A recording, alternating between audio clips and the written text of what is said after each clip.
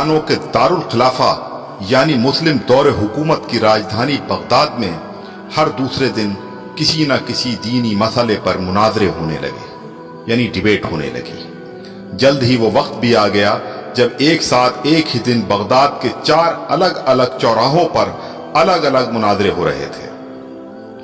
पहला मुनाजरा इस बात पर था कि एक वक्त में सुई की नोक पर कितने फरिश्ते बैठ सकते हैं।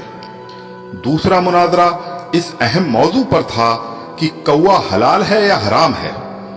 तीसरे मुनाजरे में यह तकरार चल रही थी कि मिसवाक का शरई साइज कितना होना चाहिए। एक ग्रोह का कहना था कि एक बालिश से कम नहीं होनी चाहिए और दूसरे ग्रोह का यह मानना था कि एक बालिश से छोटी मिसवाक भी जायज है। अभी ये डिबेट चल ही रही थी कि हलाकू खान की क़यादत में ततारी फौज बगदाद की गलियों में दाखिल हो गई और सब कुछ तहस नहस कर दिया। मिसवाक की हुर्मत बचाने वाले लोग खुद ही बोटी बोटी हो गए। सुई की नोक पर फरिश्तों की गिनती करने वाले लोगों की खोपड़ियों की मीनारें बन गईं, जिन्हें गिनना भी मुमकिन नहीं था।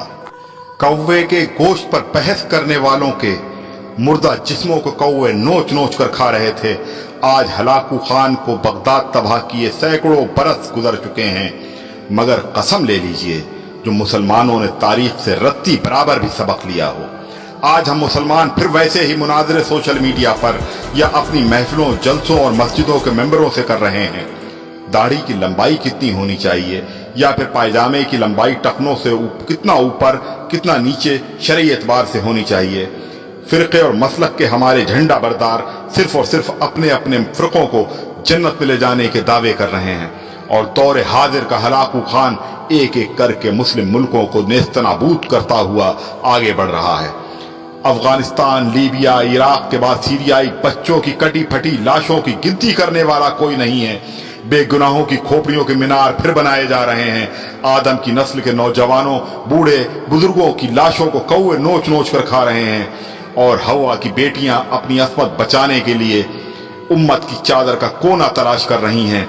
जी हाँ, और हम खामोशी से अपनी पारी आने का इंतजार कर रहे हैं। इनकी उम्रें हैं, टांगे कब्रों में लटकी हुई हैं, एक एक दो दो बाईपास हो चुके हैं और नफसियाती मरीज ऐसे हैं कि अरबों के असासे, कोठियां, प्लाजे, रकबे, डेरे और दीगर जायदादें होने के बावजूद ओहदों और मराद से इनकी नीयत नहीं भरती। इसी तरह के लोगों के मुतल्लिक़ कुरान मजीद कहता है, अल्हाकुमुत तकासुर हत्ता ज़ुरतुमुल मकाबिर। लूट के खा गए हैं सारा मुल्क, लेकिन इनका पेट नहीं भरता। ये सियासतदान भी हैं, ये ब्यूरोक्रेट भी हैं, ये मिलिट्री और सिविल एस्टेब्लिशमेंट के लोग भी हैं और धोखे और फ्रॉड से कारोबारी एम्पायर्स खड़ी करने वाले सेठ भी हैं। इन्होंने मुल्क को इस हाल में पहुंचा दिया है कि इतने टैलेंटेड लोग होने के बावजूद, इतने अच्छे मौसम होने के बावजूद, इतनी जरखेज जमीन होने के बावजूद, इतने मादनी वसाइल होने के बावजूद ये मुल्क दूसरों का बाजगुजार है और हाथ फैलाए हुए कभी IMF और कभी वर्ल्ड बैंक के चक्कर लगाता है और भीख के नाम पर मिलने वाली इमदाद का कुछ हिस्सा मुल्क में लगाया और बाकी इसी तरह अपने अल्लों तल्लों और अपनी मराद के अंदर उड़ाया। इसलिए कहते हैं कि किसी बददियानत की आदत की मौजूदगी में अगर मुल्क के अंदर गंदम और चावल की जगह